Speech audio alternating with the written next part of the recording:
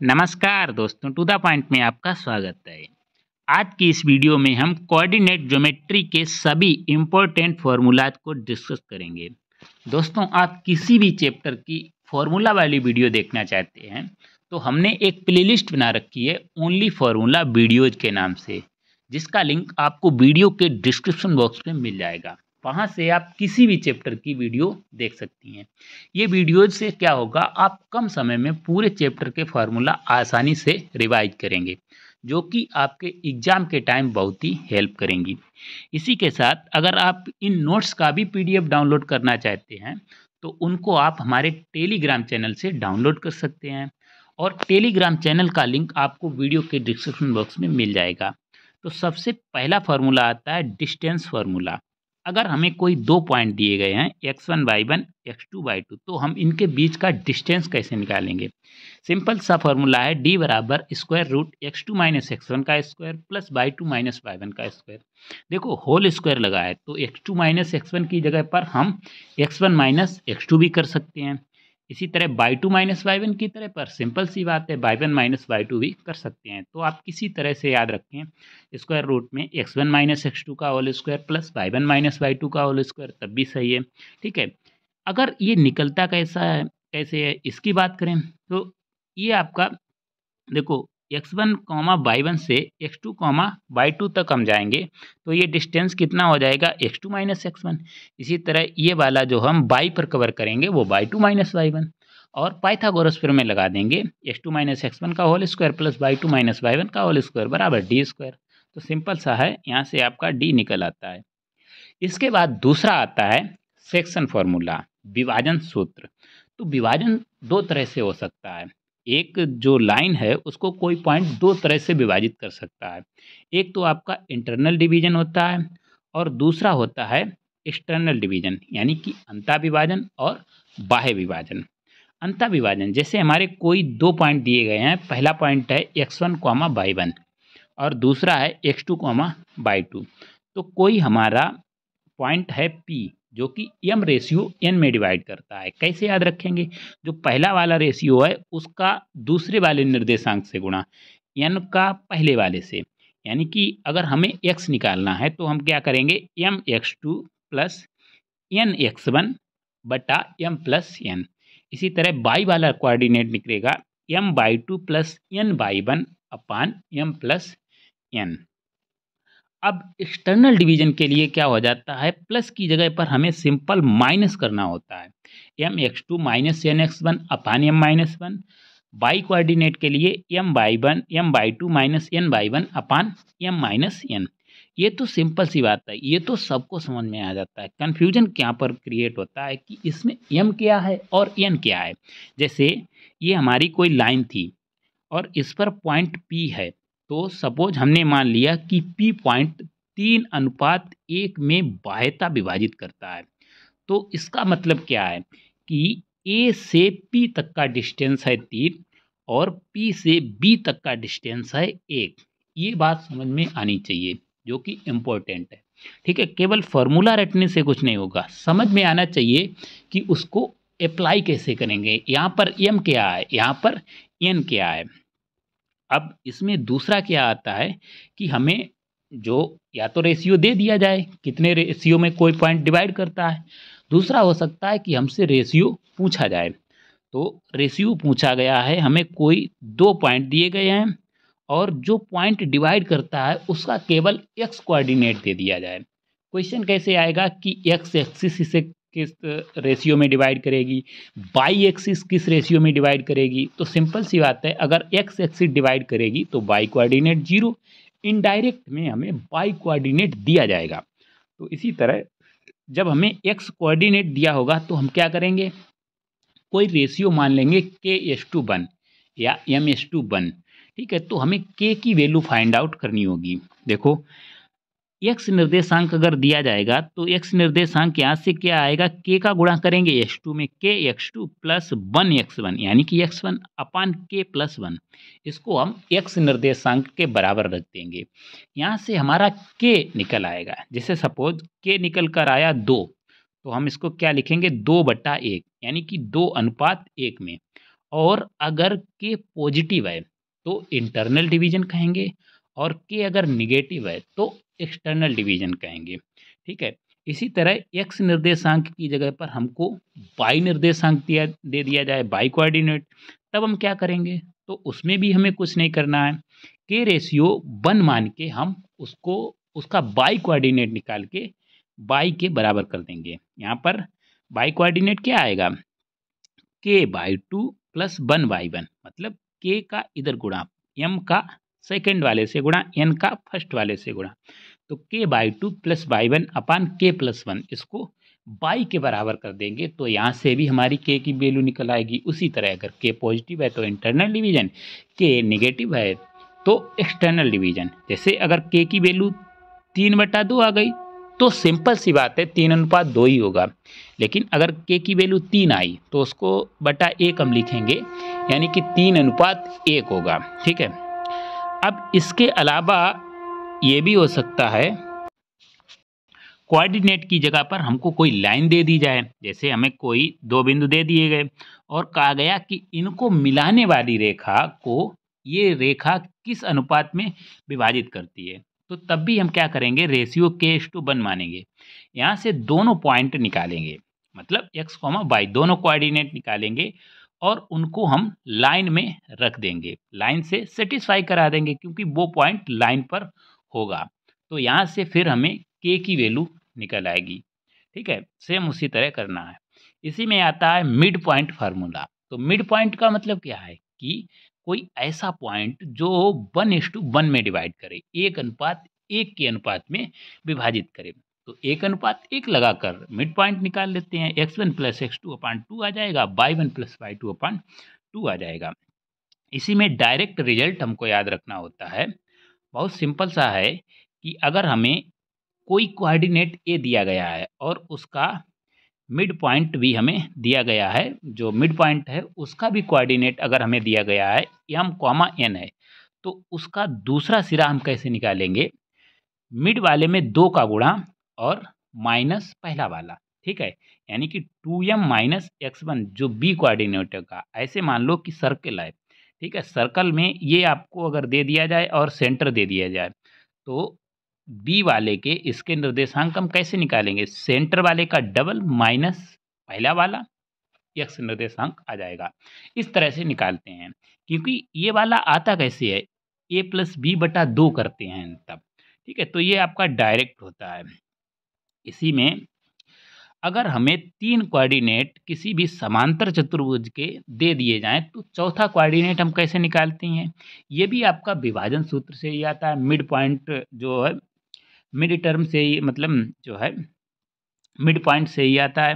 जैसे अगर हमें कोई 3 पॉइंट दे दिए गए समांतर चतुर्भुज के पैरेललोग्राम के, x1/1, x2/2, x3/3, तो हमसे चौथा पूछ दिया गया PQ, इसको हम डायरेक्ट लिखते हैं।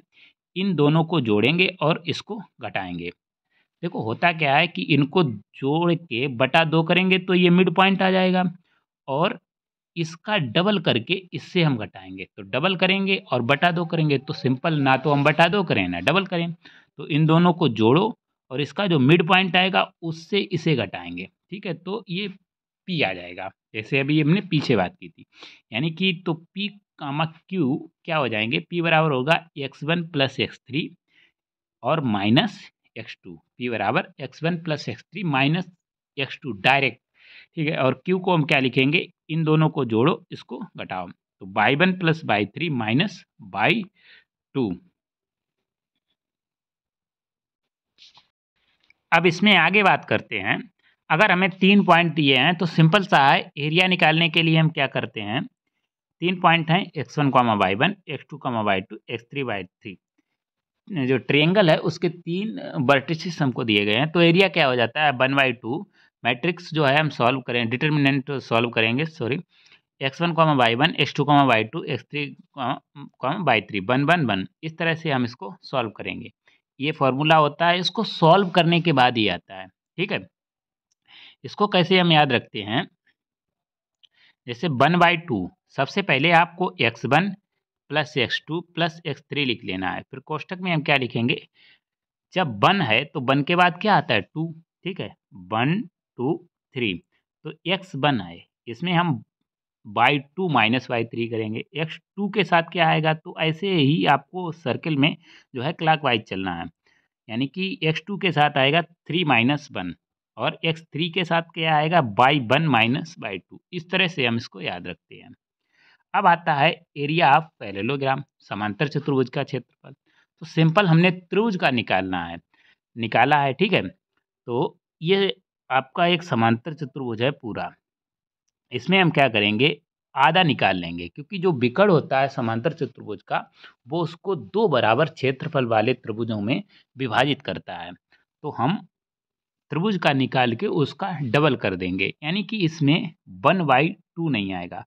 कोई भी 3 विकर्ण आपको अगर समांतर चतुर्भुज के दे दिए जाएं, तो हम उसका क्षेत्रफल निकाल सकते हैं। त्रिभुज का निकाल के उसका डबल कर देंगे।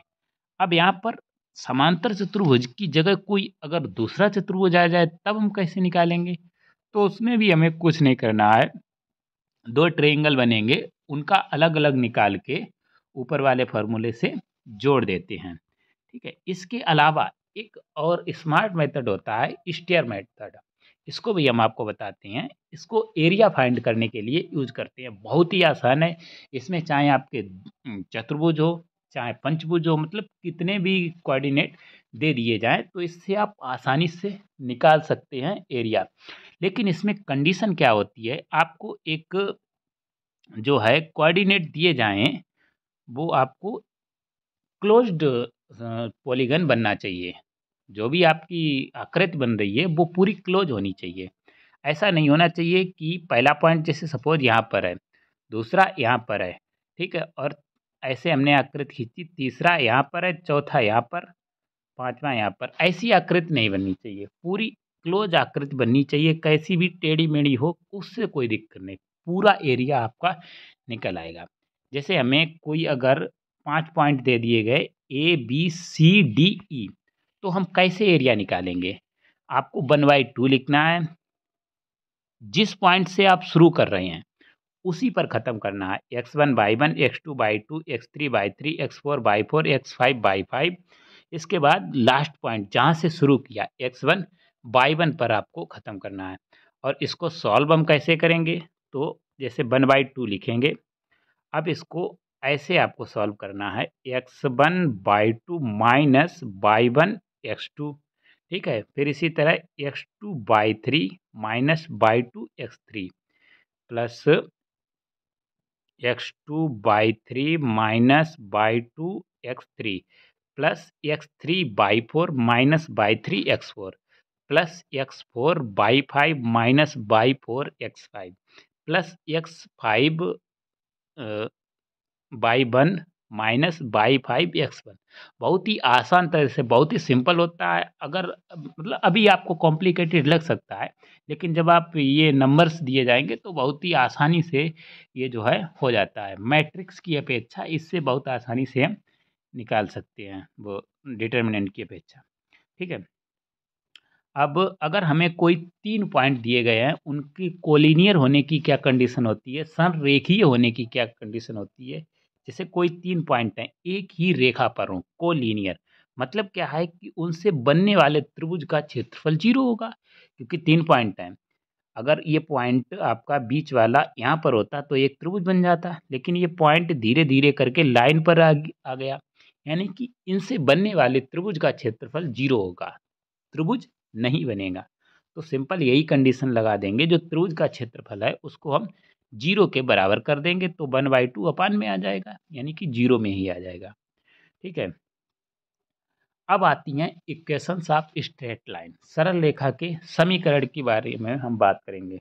सबसे पहला है स्लोप पॉइंट फॉर्म, यानी कि जब हमें एक लाइन का स्लोप दे दिया जाए और उस पर एक पॉइंट दे दिया जाए, तो समीकरण क्या होता है, y माइनस y1 बराबर m into x minus x1। अब अगर यही लाइन ऑरिजिन से पास कर जाए, यानी कि पॉइंट हमारा 0,0 ऑरिजिन हो गया, तो ये लाइन क्या हो जाएगी, y बराबर mx, यानी कि इसमें c नहीं आएगा। तो जब भी कोई लाइन ऑरिजिन से जाती है, तो उसका c 0 हो जाता है, ठीक है, ऑरिजिन से सेटिस्फाई करा देंगे। इसके बाद दूसरा आता है 2 पॉइंट फॉर्म। तो 2 पॉइंट कुछ भी नहीं है, जो आपने पहले स्लोप और पॉइंट फॉर्म पढ़ा है बिल्कुल वही है, ठीक है। जैसे हमें कोई 2 पॉइंट दे दिए जाएँ तो हम लाइन का स्लोप क्या निकालते हैं? स्लोप होता है y2 माइनस y1 अपान x2 माइनस x1।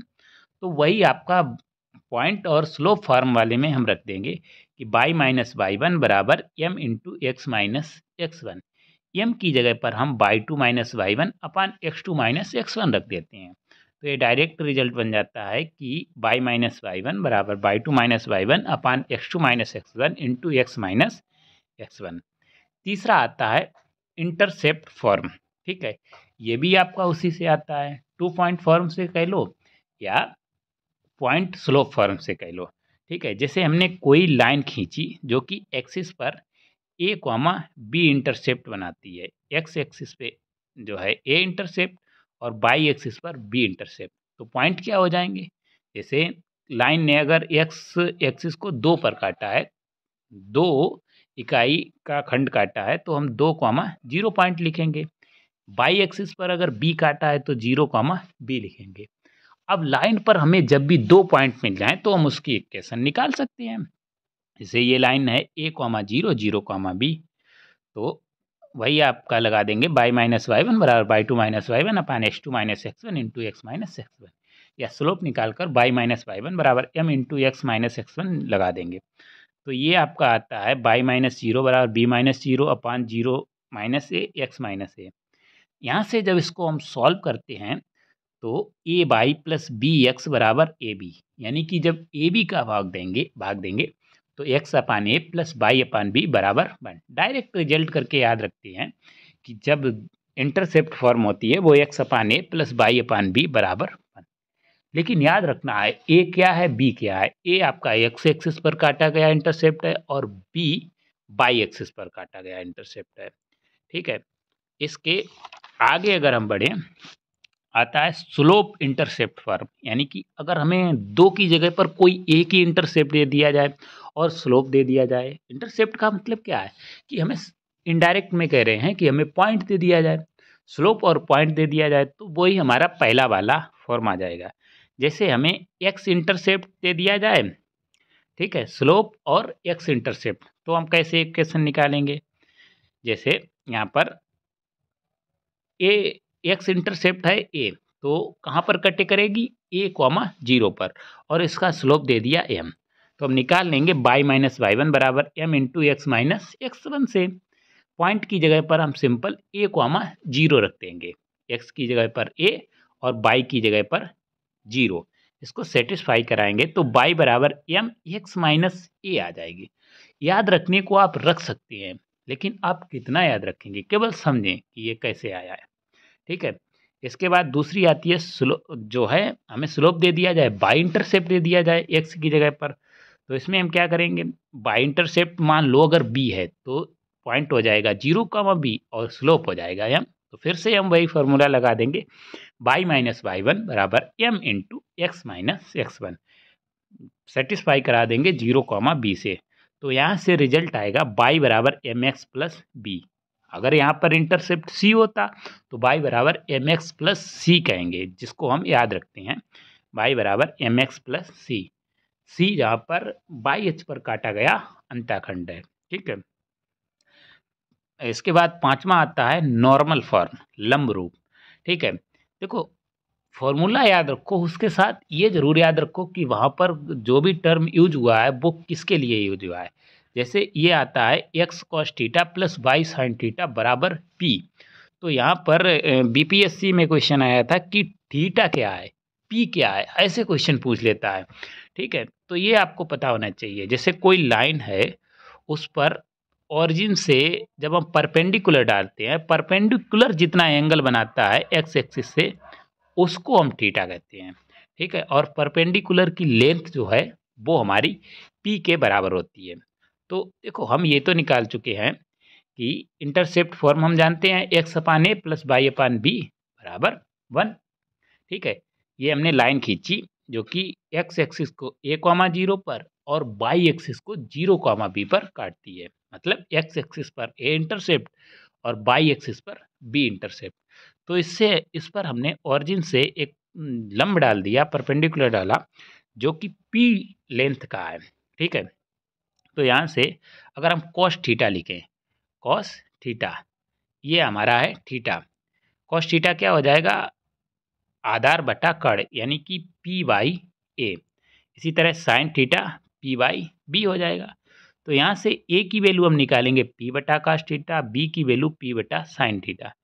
इसको जब हम x upon A plus Y upon B में बराबर 1 में रखेंगे तो यहीं से हमारा रिजल्ट आता है X cos theta plus Y sin theta बराबर पी।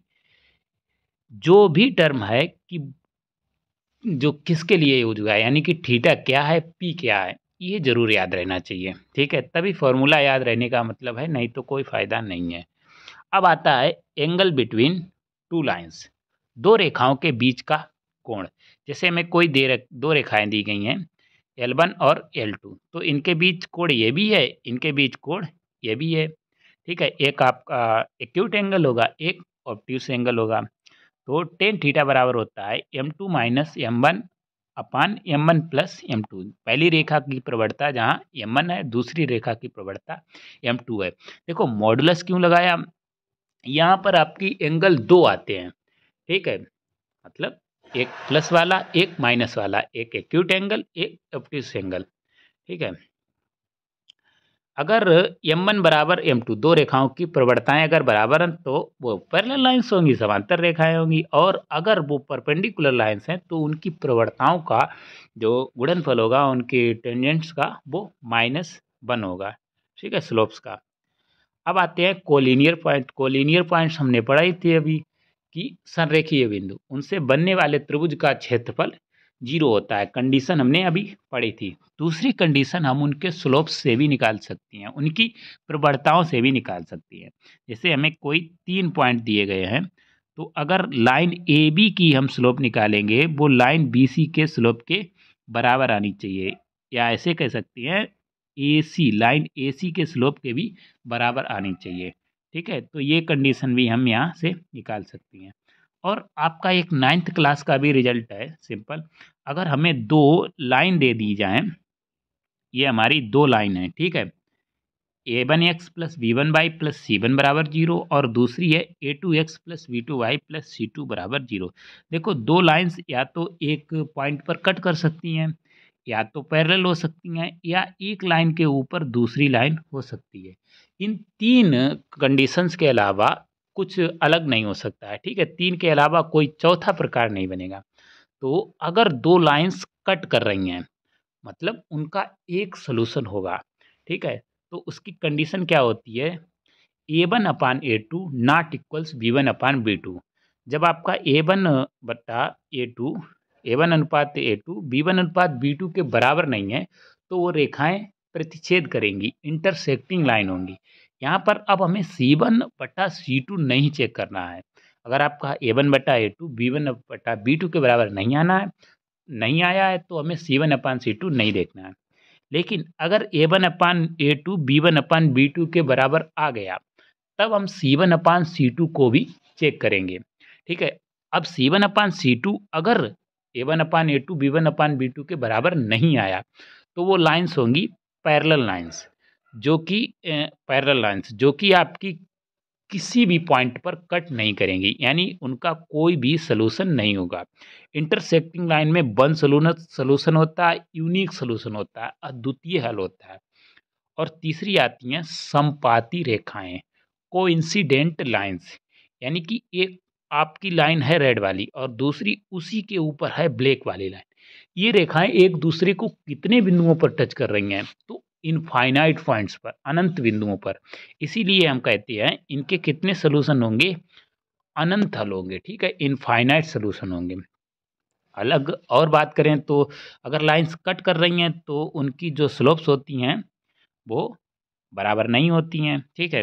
और अगर पैरेलल लाइंस हैं तो उनकी स्लोप सीधी सी बात है बराबर होती हैं, और कोइंसिडेंट लाइंस तो उनकी स्लोप भी बराबर होती हैं क्योंकि वो एक ही सीध में होती हैं, ठीक है।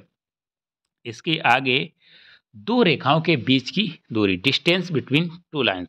अब देखो अगर दो रेखाएं पैरेलल हैं तो उनके बीच की दूरी हमेशा समान रहेगी, और अगर दो रेखाएं पैरेलल नहीं हैं यानी कि प्रतिच्छेदी हैं। पैरेलल नहीं है के अलावा प्रतिच्छेदी हो जाएंगी। कोइंसिडेंट लाइन्स हैं तो उनके बीच की डिस्टेंस वैसे भी जीरो ही आनी है। तो इंटरसेक्टिंग लाइन है तो उनके बीच की डिस्टेंस जीरो ही आएगी। ठीक है, अगर इंटरसेक्टिंग या कोइंसिडेंट लाइन्स हैं तो उनके बीच का डी जीरो आएगा। तो हम पैरेलल लाइन्स के बीच की डिस्टेंस की बात करेंगे। ठीक है, जैसे हमारी कोई पहली रेखा है a x plus b y plus c one बराबर जीरो और दूसरी है a x plus b y plus c two बराबर जीरो। तो उनके बीच की डिस्टेंस क्या होती है, c two minus c one upon square root a square plus b one b square. ठीक है, equation of each line which is equidistance from L1 and L2। जैसे हमें कोई रेखा ऐसी निकालनी है जो दोनों लाइन से समदूरस्थ समान दूरी पर स्थित है, दो पैरेलल रेखाओं से समान दूरी पर स्थित है। तो उसमें क्या हो जाएगा, देखो समांतर रेखा है a x plus b y, मतलब एक्स और वाई के गुणांक तो सेम ही होंगे, a x plus b y इसमें भी रहेगा, लेकिन c one plus c two by two कर देना है। इसके बाद आता है shortest perpendicular distance of line from given point. एक दिए हुए बिंदु से किसी रेखा की न्यूनतम दूरी क्या होगी, लंबवत दूरी। तो किसी भी बिंदु से दी हुई रेखा की लंबवत दूरी क्या होती है, आप पॉइंट को लाइन में सेटिस्फाई करा देंगे। जैसे हमारा पॉइंट है x1 कॉमा y1, तो इसको हम सेटिस्फाई कराएंगे a x one plus b y one plus c बराबर जीरो। मतलब लाइन को सबसे पहले ऐसे लिखेंगे कि राइट साइड में जीरो के बराबर कर देंगे, फिर उसमें पॉइंट को सेटिस्फाई करा देंगे, जितनी भी वैल्यू आएगी अपान में square root a square plus B square. ठीक है, और इसमें अब हम लास्ट में पढ़ते हैं इक्वेशन ऑफ एंगल बाइसेक्टर, कोण अर्धक का समीकरण, कोण द्विविभाजक का समीकरण। जैसे हमें कोई दो लाइन दी गई हैं L1 और L2, तो इनका हमें बाइसेक्टर का एंगल हमें निकालना जो है, इक्वेशन निकालनी है। तो इसके लिए कुछ नहीं करना है, पहली लाइन का equation a one x plus b one y plus c one upon a one square plus b one square, और दूसरी लाइन का जो समीकरण था a two x plus b two y plus c two के upon में square root a two square plus b two square बराबर करके प्लस माइनस, ये आपका इक्वेशन ऑफ एंगल बाइसेक्टर होता है। इसी में पॉइंट क्या है कि दोनों कोण अर्धक आपस में लंबवत होते हैं। ठीक है दोस्तों, तो ये आपके कोऑर्डिनेट ज्योमेट्री के जो सबसे शुरुआती कॉन्सेप्ट होती हैं वो हमने यहाँ पर डिस्कस किए। उम्मीद करते हैं आपको वीडियो अच्छा लगा होगा। अब हम मिलेंगे नेक्स्ट वीडियो में, जिसमें हम बात करेंगे सेंटर्स ऑफ ट्रायंगल, त्रिभुज के कोण, जिसमें आपका केंद्रक हो गया, अंतःकेंद्र, परिकेंद्र, लंब केंद्र, यानी कि सेंट्रॉइड, इन सेंटर, सर्कम सेंटर और आर्थो सेंटर को हम डिटेल में पढ़ेंगे। ठीक है दोस्तों, तो मिलते हैं नेक्स्ट वीडियो में। Thanks for watching.